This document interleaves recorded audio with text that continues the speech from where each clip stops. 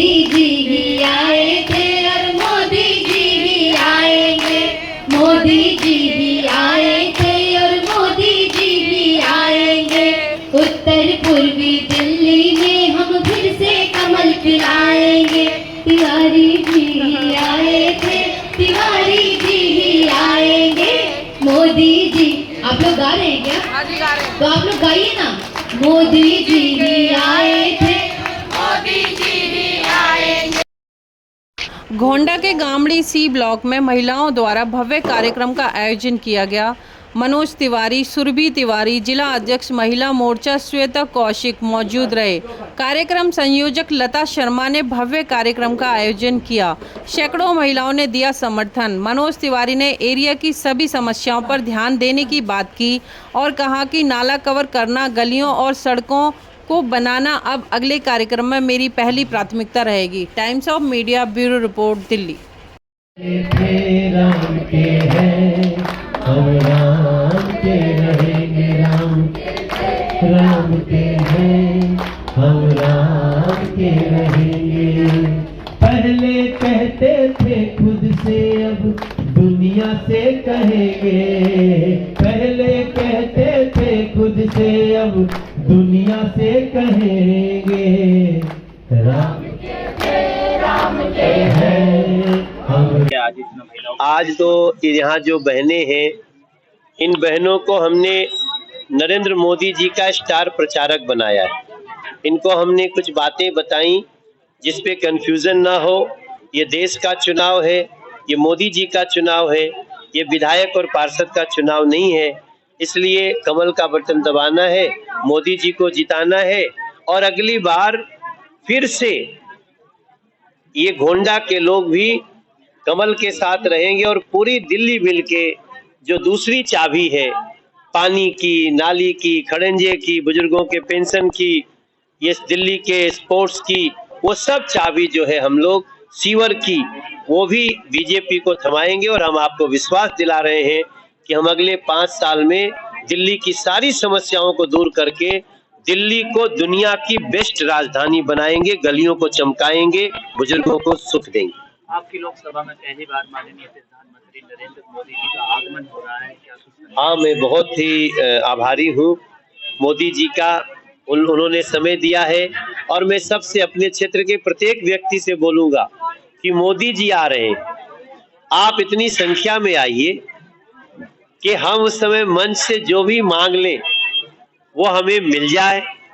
वैसे तो मोदी जी ने बहुत कुछ दिया है, लेकिन अगले 5 साल की जो योजना बन रही है, मैं चाहता हूं कि बड़ी संख्या में आइए। हम उस दिन कम से कम इस क्षेत्र के लिए 20,000 करोड़ की एक योजना वहां रखने वाले हैं और उसकी अनुमति 20 सेकेंड में होगी अगर इस क्षेत्र के मैक्सिमम लोग आके नरेंद्र मोदी जी को आशीर्वाद दें। जी, बहुत बढ़िया और भव्य कार्यक्रम। आज महिला मोर्चा प्रचार मंत्री लता जी इसकी संयोजिका रही और पूरी महिला मोर्चा टीम यहाँ उपस्थित रही। आप लोग देख रहे थे कि बहनों का भाजपा मुख्य धारा से जुड़ाव और भाजपा की रणनीतियों से उनके ऊपर प्रभाव दोनों ही अपने आप में महत्वपूर्ण दिखाई दे रहा है। आज पूरी दिल्ली और खासकर मैं उत्तर पूर्वी दिल्ली की निवासी हूँ, यहाँ की महिला मोर्चा अध्यक्षा हूँ और यहीं के बारे में कहूँगी कि यहाँ की बहनों का जो समर्थन है हमारे भाई मनोज तिवारी जी के लिए इतना अधिक है। वो चाहती हैं कि इस क्षेत्र का विकास, उन्होंने देखा है कि पिछले 10 सालों में हुआ है। इस क्षेत्र की पहली गतिविधियां देख लीजिए, क्षेत्र की उन्नति देख लीजिए। तो हमारे यहाँ कोई भी केंद्रीय विद्यालय नहीं था, आज हमारे पास 3 केंद्रीय विद्यालय, एलिवेटेड रोड है और यहाँ से देहरादून के लिए सीधा रोड निकल रहा है। हमारे पास सिविक सेंटर आ गया है और भी बहुत सारी सुविधाएं यहाँ सांसद जी के माध्यम से यहाँ दी गई है। साथ ही साथ अब आगे आने वाले कार्यकाल के लिए भी उन्होंने कुछ प्रमुख वादे कर दिए गए हैं, तो वो सभी भी पूरे होंगे। और हमारी भाजपा सरकार के रहते हुए जो महिलाओं की सशक्तिकरण हुआ है, महिलाओं का विकास हुआ है, महिलाओं के लिए समाज में जो प्रतिष्ठा और सम्मान को एक दर्जा मिला है, वो सिर्फ भाजपा कार्यकाल में मिला है, सिर्फ मोदी जी के कार्यकाल में मिला है। प्रत्याशी मनोज तिवारी जी की लोकसभा में पहली बार माननीय प्रधानमंत्री नरेंद्र मोदी जी का आगमन हो रहा है, महिलाएं किस तरीके से? देखिए, एक तो खुद में सोना और सोने पे सुहागा, ऐसी बात। तो भव्यता अपने आप में है और ये पुकार है एक मुख्य धारा से धारा को मिलने की। ये बहनों की आत्मशक्ति और प्रण शक्ति, संकल्प शक्ति है कि पहली बार हमारे प्रधानमंत्री जी, और पहली बार ही कोई भी प्रधानमंत्री अभी तक नहीं आया, पहली बार कोई प्रधानमंत्री हमारे दिल्ली क्षेत्र में, वो भी उत्तर पूर्वी लोकसभा में आ रहे हैं। हम हार्दिक दिल से बहनों के माध्यम से सभी बहनों के साथ उनका तहे दिल से स्वागत है, आभार है और धन्यवाद है।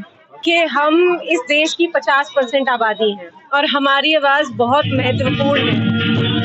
अगर बात की जाए इंडिया गठबंधन की या आम आदमी पार्टी की, उन्होंने तो अपने कैबिनेट में भी जगह नहीं दी महिलाओं को, और आज हम यहाँ पर खड़े हैं महिलाओं के बारे में बात कर रहे हैं, 33% आरक्षण की बात कर रहे हैं, तो बहुत बड़ी बात है। और जैसे सुरभि भाभी बोल के गई है, ये राष्ट्र प्रेम वर्सेस राष्ट्र विद्रोह है।